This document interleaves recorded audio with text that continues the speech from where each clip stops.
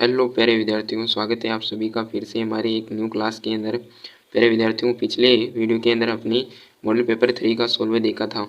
कक्षा 12th geography विषय का मॉडल पेपर 4 जो कि आपके प्रैक्टिस के तौर पर ये मॉडल पेपर कराया जा रहा है, जिससे कि आपके बोर्ड एग्जाम के अंदर किस तरीके से पेपर आएगा उस टाइप में ये ब्लूप्रिंट पर आधारित पेपर देखने वाले हैं। तो अभी तक आपने चैनल को सब्सक्राइब नहीं किया है तो चैनल को सब्सक्राइब जरूर कर लेना है, ताकि आने वाले सभी सब्जेक्ट के मॉडल पेपर इसी चैनल पर देखने को मिलेंगे। तो बिना देरी किए क्लास को स्टार्ट करते हैं। प्रथम खंड ए के अंदर प्यारे विद्यार्थियों बहुविकल्पी प्रश्न पूछे जाएंगे, जो कि आपके 1 से लेकर 18 क्वेश्चन बहुविकल्पी रहने वाले हैं। तो आप 18 क्वेश्चन में से कितने क्वेश्चन करेक्ट कर पाते हैं कमेंट करके ज़रूर बताइएगा, क्योंकि आपके ये प्रैक्टिस के तौर पे है कि आपकी तैयारी कितनी मजबूत है। तो स्टार्ट करते हैं। प्रथम क्वेश्चन पूछा है, आर्थिक भूगोल का उपक्षेत्र है। संसाधन भूगोल जो कि आर्थिक भूगोल का उपक्षेत्र है। बाकी ये तीनों जो कि सैन्य भूगोल, लिंग भूगोल और चिकित्सक भूगोल, ये आपके आर्थिक क्षेत्र के नहीं हैं। फिर अगला प्रश्न है, रुको और जाओ नीचेवाद का संकल्पना के प्रतिपादन कौन है। Griffith, Taylor. वह ऑप्शन राइट आंसर हो जाएगा प्यारे विद्यार्थियों। अगला प्रश्न पूछा है, विश्व की सर्वाधिक जनसंख्या वाला देश है।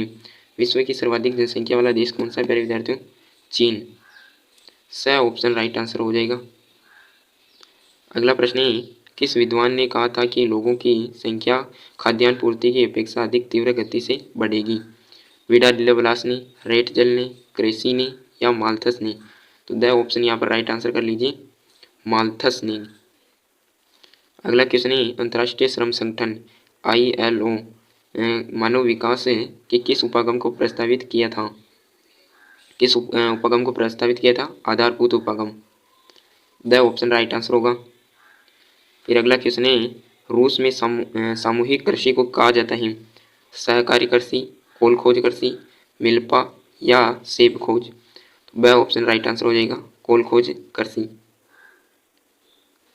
अगला प्रश्न है, निम्न में से कौन सा उद्योग वनों पर आधारित उद्योगों की श्रेणी में नहीं आता है। तो रबड़ उद्योग प्यारे विद्यार्थियों वनों पर जो उद्योग वनों का उद्योग है उसमें नहीं आता है। अगला प्रश्न है, निम्नलिखित क्रियाकलापों में से कौन सा एक द्वितीयक सेक्टर का क्रियाकलाप नहीं है। नहीं पूछा है। तो इस्पात प्रगलन जो कि द्वितीयक सेक्टर का क्रियाकलाप है। वस्त्र निर्माण भी है, लेकिन मछली पकड़ना जो कि प्राथमिक क्रियाकलाप का उदाहरण है। तो आपका स ऑप्शन राइट आंसर होगा। फिर अगला प्रश्न है, स्वेज नहर जिन सागरों को जोड़ती है वह है भूमध्य सागर और लाल सागर। ए ऑप्शन यहाँ पर राइट आंसर कर लीजिए। आपको कंप्लीट एक एक नंबर के सभी क्वेश्चन तैयार कर लेने हैं, और इसका PDF अगर आपको कंप्लीट चाहिए, PDF फुल सॉल्यूशन के साथ आंसर की के थ्रू, तो आपको टेलीग्राम चैनल ज्वाइन कर लेना है, जिसका लिंक आपको वीडियो के डिस्क्रिप्शन में मिल जाएगा। आगे तैयारी करते हैं। कोच्चि तथा कारवाड़ भारत में किस प्रकार के पत्तनों का उदाहरण है। तो ये एक प्रकार के नौसेना पत्तन है। क्या प्यारे विद्यार्थियों? नौसेना पत्तन। अगला प्रश्न है, अबादान है तेल शोधन पतन। ए ऑप्शन राइट आंसर होगा, तेल शोधन पतन। अगला प्रश्न है, भारत में निम्न में से किस भाषा को बोलने वाले का प्रतिशत सर्वाधिक है। संस्कृत, बोडो, हिंदी, मणिपुर। तो हिंदी सबसे अधिक बोली जाती है भारत के अंदर। तो आपका सही आंसर राइट आंसर होगा। नेक्स्ट क्वेश्चन है, भारत में सर्वाधिक जनसंख्या वाला राज्य है। सर्वाधिक जनसंख्या वाला राज्य यानी कि उत्तर प्रदेश राइट आंसर हो जाएगा। और क्षेत्रफल के पूछे तो ए ऑप्शन है यहाँ पर राइट आंसर होगा, राजस्थान।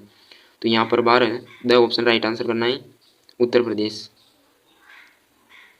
अगला प्रश्न है, भारत में खनन नगर के रूप में विकसित नगर नहीं है।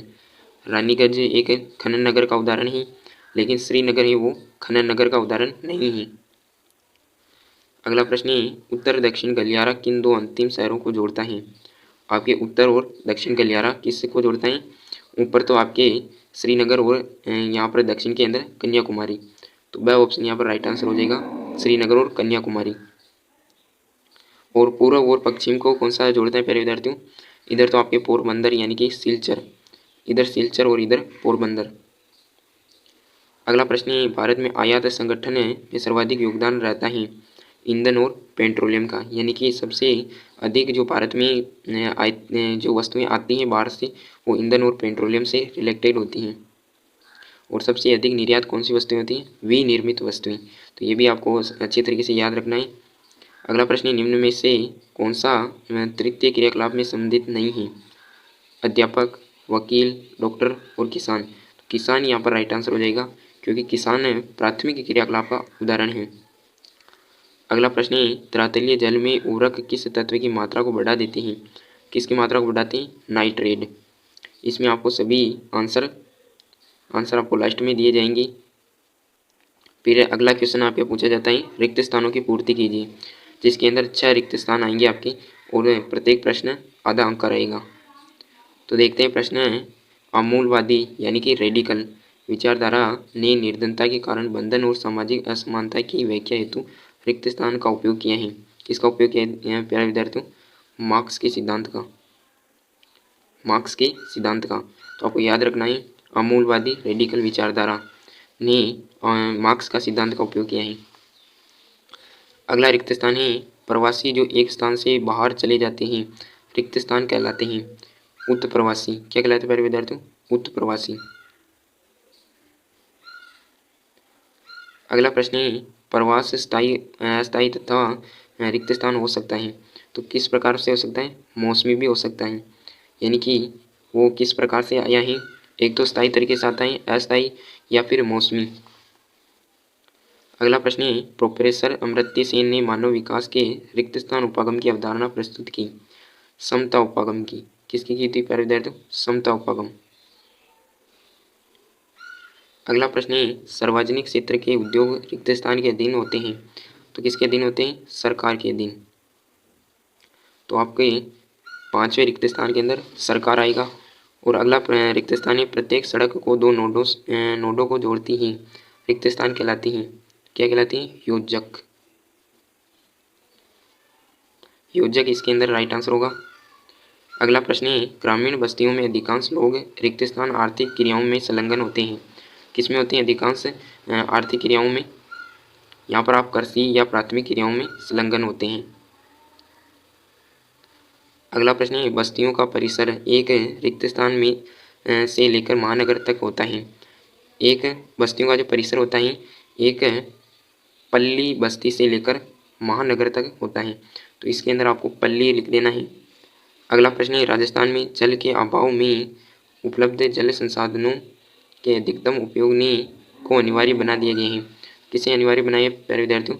जल संसाधनों के अधिकतम उपयोग ने किसको सबसे अधिक अनिवार्य बना दिया है? शहर बस्तियों को। यहाँ पर आपको शहर बस्तियाँ लिख देना है। कोंकण रेलवे महाराष्ट्र में रोह को कर्नाटक के रिक्त स्थान से जोड़ता है। कर्नाटक का कौन सा पतन है? मंगलोर। किसको जोड़ता है प्यारे विद्यार्थियों? मंगलोर को। इस तरीके से आपके रिक्त स्थान और एमसीक्यू कंप्लीट होते हैं।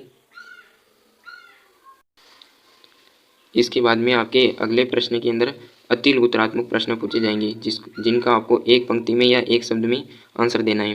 तो बारी बारी से इनके आंसर देखते हैं। तो वीडियो को आपको एंड तक देखना है। विश्व में विरल जनसंख्या वाले क्षेत्र बताइए।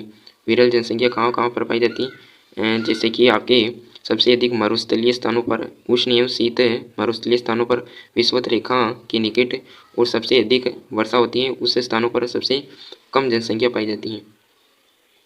अगला प्रश्न है, स्वास्थ्य का मूल्यांकन करने के लिए चुने गए सूचक का नाम बताइए। स्वास्थ्य का मूल्यांकन करने के लिए जन्म के समय जीवन प्रत्याशा। तो यहाँ पर आपको जीवन प्रत्याशा लिख देना है। फिर अगला प्रश्न है, प्लास्टिक उद्योग किस वर्ग का उद्योग है? किस वर्ग का उद्योग है? रसायन और पेट्रो वर्ग का। अगला प्रश्न है, व्यापार से क्या अभिप्राय है तथा इसका प्रमुख उद्देश्य क्या है? व्यापार यानी कि व्यापार वस्तुतः अन्यत्र उत्पादित मंदों का क्रय और विक्रय होता है, और इसका मुख्य उद्देश्य है कि लाभ कमाना। व्यापार का जो मुख्य उद्देश्य है व्यापार कमाना, इसका उद्देश्य है लाभ कमाना। अगला प्रश्न, भारत में किस सामाजिक अभियान द्वारा जेंडर के प्रति संवेदनशीलता को बढ़ावा दिया जा रहा है? कौन सा अभियान चलाया गया है? बेटी बचाओ बेटी पढ़ाओ। तो इसके अंदर आपको ये लिख देना है अभियान का नाम। फिर अगला क्वेश्चन है, भारत में सबसे अधिक श्रम सहभागी दर वाला राज्य है? तो हिमाचल प्रदेश आपको लिख देना है। और पूछा जाएगा कितना प्रतिशत है, तो 51.994। अगला नेक्स्ट क्वेश्चन है, भारत में कौन सी किस्म का कोयला प्रमुख रूप से मिलता है? कौन सा कोयला है? बिटुमिनियम, बिटुमिनियम, बिटुमिनियम कोयला। अगला प्रश्न है, पवन हंस लिमिटेड का मुख्य कार्य क्या है? पवन हंस लिमिटेड का मुख्य कार्य पूछा है, तो यहाँ पर आपको एक कार्य बताना है। तो इसका मुख्य कार्य है पेट्रोल से संबंधित जो व्यापार होता है उनको सेवा उपलब्ध कराना। अगला प्रश्न है, बिहार तथा उत्तर प्रदेश राज्यों में गंगा नदी के प्रदूषित भाग कौन से हैं? सबसे अधिक जो गंगा नदी के प्रदूषित भाग हैं, एक तो हो जाएगा आपके कानपुर और दूसरा हो जाएगा वाराणसी। तो दो जगह आपको याद रखनी है, कानपुर और वाराणसी। इसके बाद में खंड ब आता है, जिसके अंदर लघुत्तरात्मक प्रश्न पूछे जाएंगे, जिसमें प्रश्न है, संभववाद की अवधारणा को स्पष्ट कीजिए। संभववाद के भूगोल वेत्ता कौन थे? Vidal de la Blache. और इसमें आपको विस्तृत रूप से इसका आंसर आपको लास्ट में प्रोवाइड करा दिया जाएगा, तो वीडियो को एंड तक देखना है आपको। अगला प्रश्न है, स्पष्ट कीजिए कि वाणिज्य पशुपालन एक विशिष्ट गतिविधि है। वाणिज्य पशुपालन के अंदर एक ही प्रकार की जो कि पशुपालन किया जाता है, जिसमें गाय, भेड़, बकरी और याक इस तरीके के पशुपालन किया जाता है। फिर इनका जो खालन और फिर इनका उपयोग किया जाता है प्रमुख रूप से न्यूजीलैंड, अर्जेंटीना, उरुग्वे, संयुक्त राज्य अमेरिका, इन क्षेत्रों में वाणिज्य प्रमुख पशुपालन है। तो इस तरीके से आपको लिखना है। आधुनिक निर्माण की प्रमुख विशेषताएं क्या हैं? व्यापार संतुलन से क्या अभिप्राय है? व्यापार संतुलन यानी कि जितना आपको निर्यात कर रहे हैं उतना ही आयात होना चाहिए, यानी कि आयात के अपेक्षा निर्यात होता है तो उसे व्यापार संतुलन कहते हैं, यानी कि व्यापार अनुकूल। अगर निर्यात के अपेक्षा आयात हो रहा है तो व्यापार असंतुलन है, यानी कि अनुकूल है। इस तरीके से आपको इसको संक्षेप में बताना है। बंजर भूमि तथा कृषि योग्य व्यर्थ भूमि में अंतर दीजिए। हरियाली परियोजना के विषय में लिखिए। ये केंद्र सरकार द्वारा चलाई गई एक परियोजना है, जिसके अंदर हरियाली परियोजना यानी कि जल के अभाव को कम करना है। इस तरीके से आपको इन परियोजनाओं के बारे में लिखना है। फिर भारत के अंतर्राष्ट्रीय व्यापार में समुद्री पतन की भूमिका को संक्षेप में लिखिए। धारावी गंदी बस्ती के कोई 3 लक्षण बताइए। धारावी गंदी बस्ती किस राज्य में है? तो ये प्रश्न आपके एमसीक्यू के अंदर पूछा जाता है। तो महाराष्ट्र के अंदर धारावी गंदी बस्ती। फिर इसके बाद में दीर्घ उत्तरात्मक प्रश्न पूछे जाते हैं, जिसमें भारत में चिकित्सा पर्यटन को बढ़ावा के लिए क्या प्रयास किए जाने चाहिए। फुटकर व्यापार का विश्लेषण कीजिए। भारत में प्रति हेक्टेयर कृषि उत्पादन विश्व के अन्य देशों की तुलना में कम क्यों है, और भू उपयोग को प्रभावित करने वाले प्रमुख कारकों का विवेचन कीजिए। इस तरीके से आपके 3 अंक के प्रश्न पूछे जाएंगे और प्रत्येक प्रश्न आपके अथवा के अंदर आएगा, यानी ऑप्शन में पूछा जाएगा। भारत में पाई जाने वाली निम्न खनिजों का टिप्पणी लिखिए। लोहा, यस्क और मैग्नीज। भारत में खनिजों के वितरण पर टिप्पणी लिखिए। इस तरीके से आपको इनके आंसर लास्ट में बता दिए जाएंगे। निम्नात्मक प्रश्न के अंदर व्यापारिक केंद्र क्या हैं, ग्रामीण विपणन केंद्र और नगरीय विपणन केंद्र को संक्षेप में समझाइए। और फिर इसके ऑप्शन में पर्यटन के आकर्षण पर एक लेख लिखिए। भारत में लोहा खनिज संसाधनों का विस्तृत टिप्पणी लिखिए। और इसके ऑप्शन में भारत में पेट्रोलियम उत्पादन क्षेत्रों का वर्णन कीजिए। इन सभी के आंसर लास्ट में आप देख लीजिएगा और पीडीएफ के थ्रू भी आप पढ़ सकते हैं। अगला प्रश्न, दिए गए विश्व के रेखा मानचित्र में निम्नलिखित नगरों को अंकित कीजिए। टोरंटो, तिब्बत, शंघाई और सेटियाओ। तो ये आपके मैप हैं वर्ल्ड का, तो इसको आपको अंकित करना है इसके अंदर। फिर दिए गए भारत के रेखा मानचित्र में निम्नलिखित तांबा उत्पादन क्षेत्रों को अंकित कीजिए। हजारीबाग, खेतड़ी, बालाघाट, कटनी। तो इनको आपको मैप के अंदर अंकित करना है। ये आपके इंडिया का मैप है, तो इस तरीके से आपको यहाँ पर कर देना है। और इसका अब आप आंसर की देख लीजिए, जिसमें सभी आंसर दिए हुए हैं। इसका स्क्रीनशॉट भी आप ले सकते हैं। इस तरीके से सभी क्वेश्चन की यहाँ पर आंसर ही कंप्लीट ये आंसर की आपको प्रोवाइड करा दी जाएगी।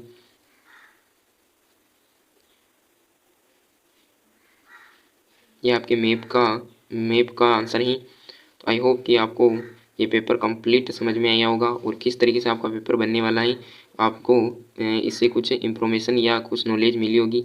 मिलते हैं इसके नेक्स्ट वीडियो में, तब तक के लिए जय हिंद जय भारत।